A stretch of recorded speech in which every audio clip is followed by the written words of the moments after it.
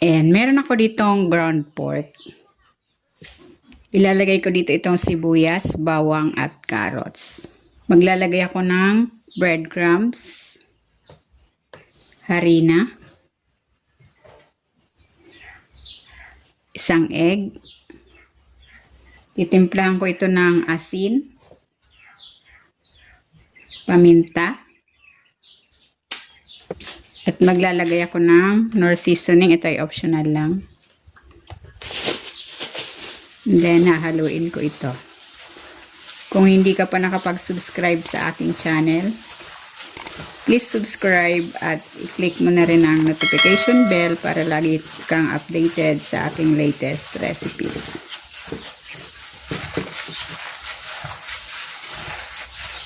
Ayan, pag ganitong halong-halo na, kukuha ako ng mixture, mga isang kutsara. And then, bibilugin ko. Ayan, ganyan lang. Uulitin ko lang ang proseso sa natitira pa nating giniling mixture. Maglalagay ako ng cooking oil. Igigisa ko na tong bawang.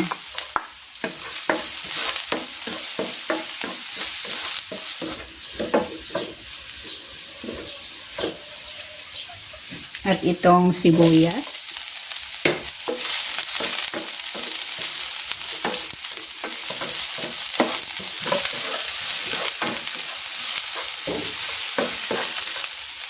Maglalagay na ako dito ng tubig.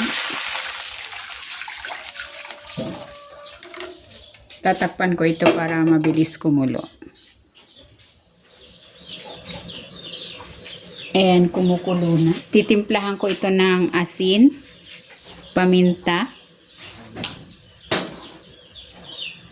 at ng konting patis, pampalasa. Pwede kayo maglagay ng mga pampalasa of your choice.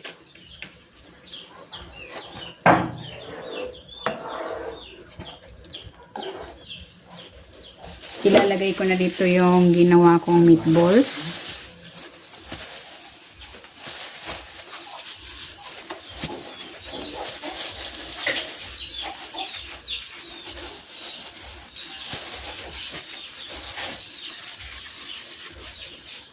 Tatakpan ko ito ulit.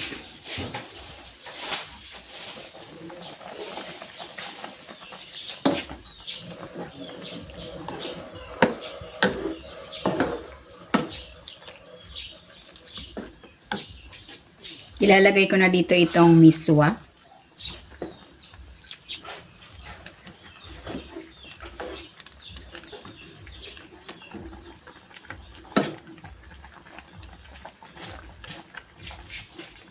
Maglalagay ako dito ng spring onion.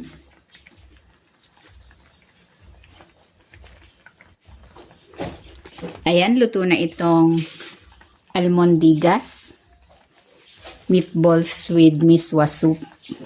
Hahanguin ko na ito.